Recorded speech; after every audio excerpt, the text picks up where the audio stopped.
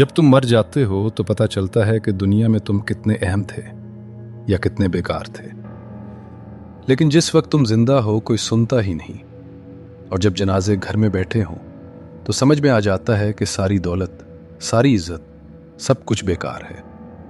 सिर्फ एक चीज होती है जो बाकी रहती है, तुम्हारा नाम, तुमने जो कहा था, और वो रंग जो तुमने किसी के दिल में छोड़ दिया था।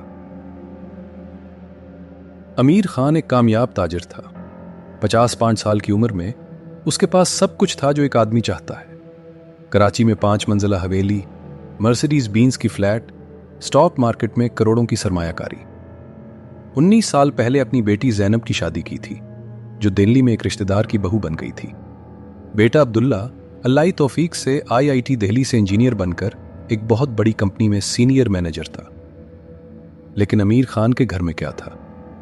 सुकून नहीं, प्यार नहीं, सिर्फ एक खालीपन था। उसकी बीवी राहेला, जो अब भी जिंदा थी, उससे बात करते वक्त सीधा सामने नहीं देखती थी। नाश्ते में चाय के प्याले में डूबी होती थी।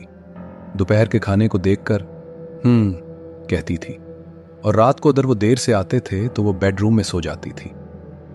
अमीर खान टेलीविजन देखते हुए सोफे पर सो जाते थे, और सही सहाई में कभी कोई लम्हा नहीं होता था जब वो एक दूसरे को देखते हों और हंसते हों।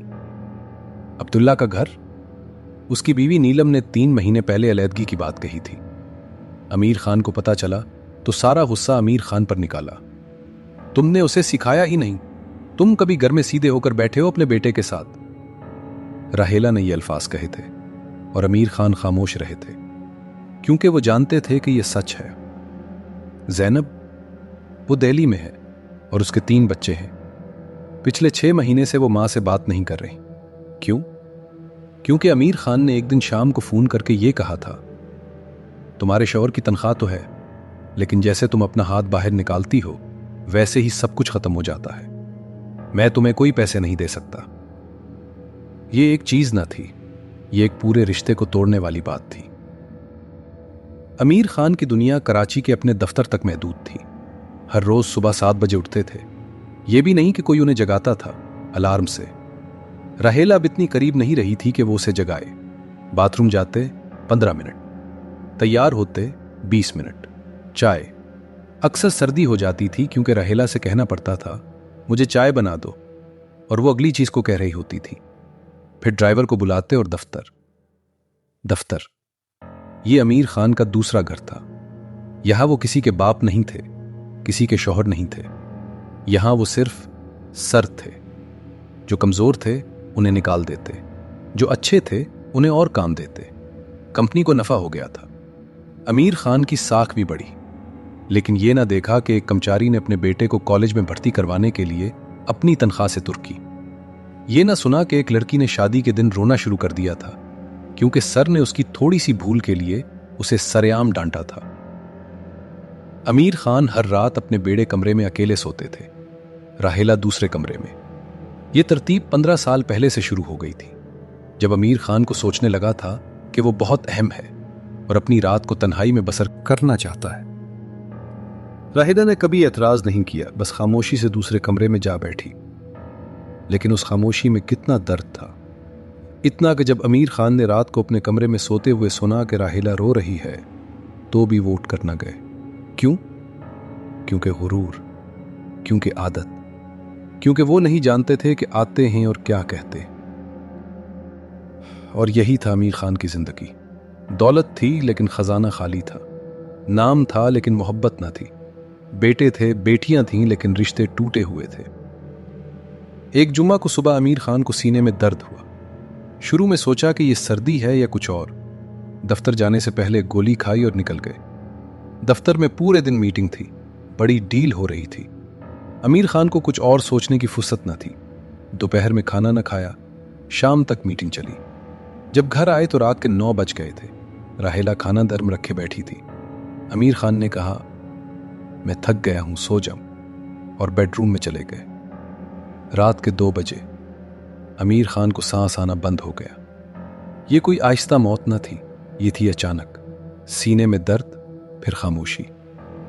राहेला को तब पता चला जब वो सुबह उठी और देखा कि अमीर खान ने पूरे रात सोकर सांस लेना बंद कर दिया था।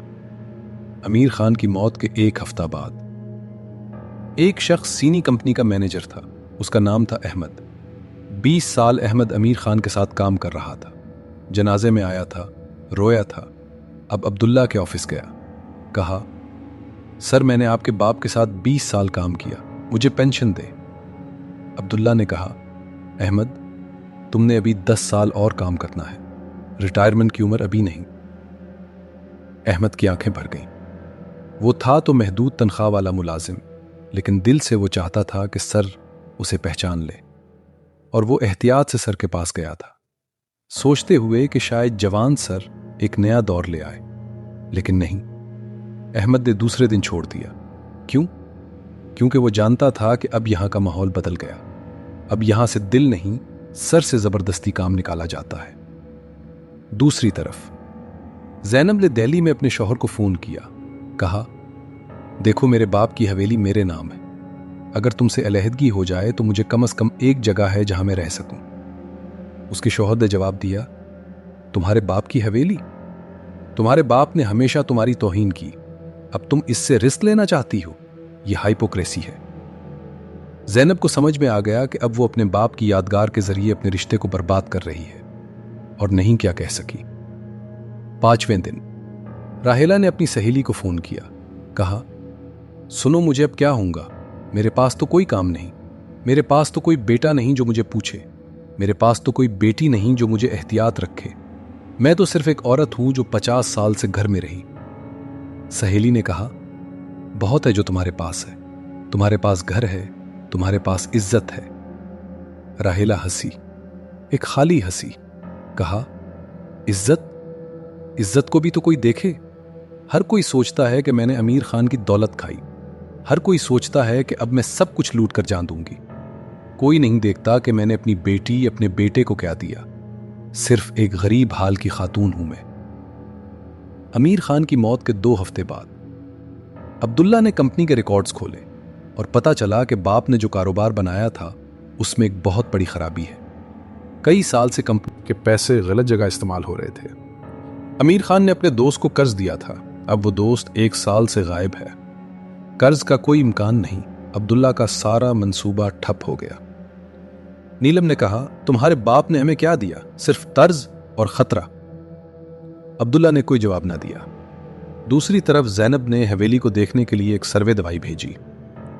हवेली खराब हो रही थी, छत से पानी टपक रहा था, दीवारें सैलाब में भीग रही थीं। मुरम्मत के लिए लाखों रुपए की जरूरत थी।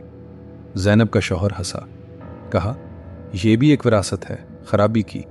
और सबसे बड़ी बात, जब अमीर खान के तमाम दोस्त और रिश्तेदार अपने घरों वापस चले गए तो सबसे पहले उन्होंने ये कहा, देखो वो कितना कामयाब था, लेकिन अब क्या, सब कुछ खत्म। कोई नहीं सोचता था कि वो कितना अकेला था। अमीर खान की मौत के 3 हफ्ते बाद राहीला ने एक कागज का बस्ता निकाला। उसमें अमीर खान के हाथ से लिखे खतूत थे, बहुत सालों पहले के। एक खत था जो राहीला के नाम था, मेरी हबीबा, आज रात जब तुम सो गई तो मैं तुम्हें देख रहा था। तुम्हारा चेहरा कितना साफ था, बालों में चांदी की रोशनी थी, और मैं सोच रहा था कि मैंने तुम्हें क्या दिया? पैसे?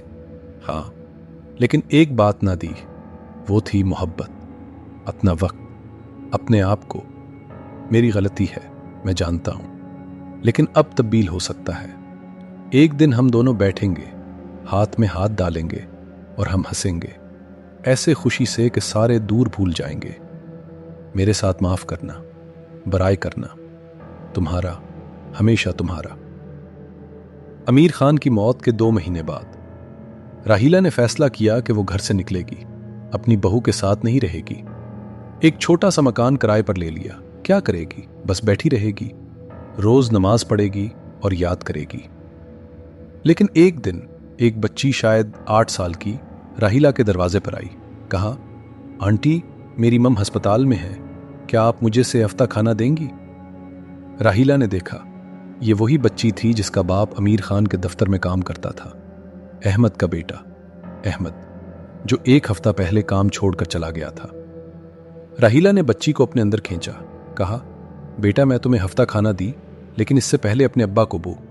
कह के खाला ने कहा है कि मेरे अंदर आओ। बच्ची रोने लगी। कहा, आंटी अब्बा बहुत गुस्से में हैं, वो काम नहीं कर रहे, मम बीमार है, हमारे पास पैसे नहीं।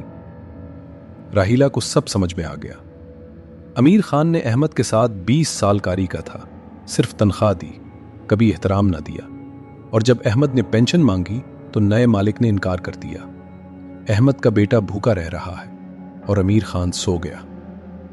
राहिला उस दिन से हर दिन उस बच्ची और उसके खानदान की देखभाल करने लगी, अपने महदूद पैसों से, लेकिन दिल से। और यह था जो अमीर खान को की ना सके, एक इंसान के लिए अपना हाथ बढ़ाना। अमीर खान की मौत के 6 महीने बाद अब्दुल्ला को पता चला कि बाप ने अपने दफ्तर में एक फंड बनाया था कमजोर मुलाजमीन के लिए, राजाना। लेकिन यह काम तो सिर्फ कागजों पर था, अमली तौर पर कभी उसका इस्तेमाल ना हुआ। अब्दुल्ला ने अपनी डायरी में पढ़ा, बाप लिखते थे, मैं ये फंड बनाऊंगा लेकिन अभी नहीं, जब मैं कामयाब हो जाऊं तब, जब मेरी दौलत बहुत हो तब, लेकिन अब तो मैं खुद महताज हूं। लेकिन वो दिन कभी ना आया। अमीर खान तो खुद ही ना जान सके कि वो कब कामयाब हो, कब इतने से ज्यादा, कब अपने आप से ऊपर उठ सकते हैं। और अब सब कुछ देर हो चुका। अब्दुल्ला ने अपनी सोच बदली। उसने फैसला किया कि वो अपने बाप का ये फंड हकीकी बनाएगा। हर महीने अपनी तनख्वाह का एक हिस्सा मुलाजमीन के लिए, उनकी फैमिलीज के लिए। क्यों? क्योंकि अब वो समझ गया कि दौलत से कोई फायदा नहीं अगर उससे कोई और बेहतर ना हो। ज़ैनब ने भी अपने बाप को माफ कर दिया। अपने शौहर को कहा, मैं दिल्ली में हूं, दिल्ली में रहना चाहती हूं अपने बच्चों के साथ, लेकिन मेरे माँ के लिए एक कमरा यहां हमेशा। शौहर ने कहा, तुम्हारे माँ को? हाँ, क्योंकि अगर मेरी माँ अकेली रहे तो मैं समझ ना सकूंगी कि मेरा बाप समझता था कि वो सबको अकेला क्यों छोड़ दिया। और राहिला एक दिन दिल्ली चली गई अपनी बेटी के साथ रहने, अहमद के बेटे को दिल्ली में स्कूल में दाखिल करवाते हुए अपने पैसों से। अमीर खान की मौत के 1 साल बाद जब लोग कराची में अमीर खान का नाम लेते तो कहते वो एक बहुत बड़े ताजिर थे, लेकिन जो लोग उसे समझते थे वो कहते वो एक अकेले आदमी थे, अपने पैसों में, अपने गुरूर में और अपनी खामोशी में। लेकिन अब अमीर खान की कीमत शुरू हुई, ना उसके नाम से, ना उसकी दौलत से, उससे कि अब्दुल्ला हर महीने मुलाजमीन की खिदमत करता है, उससे कि राहिला अब एक माँ है, एक नानी है, उससे कि वो अहमद के बेटे को बताती है, तुम्हारे दादा ने जो कभी ना दिया मैं दूंगी, उससे कि ज़ैनब अपने बच्चों से कहती है, मेरे बाप ने बहुत से गलतियां की लेकिन उससे सीखें, लोगों को अहमियत दो, पैसों को नहीं, उससे कि वो हवेली जो खराब हो रही थी अब मुरम्मत हो रही है और उसमें एक तखैर बनाया जा रहा है गरीब बच्चों के लिए। ये थी अमीर खान की कीमत, ना दुनिया में, मौत के बाद, मौत से। क्योंकि जब तुम जिंदा हो तो सब तुम्हारी तनख्वाह से डरता है, तुम्हारी दौलत से, लेकिन जब तुम मर जाते हो तब पता चलता है कि तुमने कितनी मोहब्बत दी, कितनी नफरत दी। और तुम्हारी दौलत वो तो चंद साल में खत्म हो जाती है, लेकिन तुम्हारे अल्फाज, तुम्हारी खामोशी, तुम्हारी गफलत वो हमेशा के लिए रहती है। अमीर खान मर गया, लेकिन उसकी गलतियों में से, उसके रिश्तों के टूटने से, उसकी खामोशी से एक नया जिंदगी शुरू हुआ, एक नई कीमत। और ये थी मरने के बाद कीमत कैसा शुरू होगी।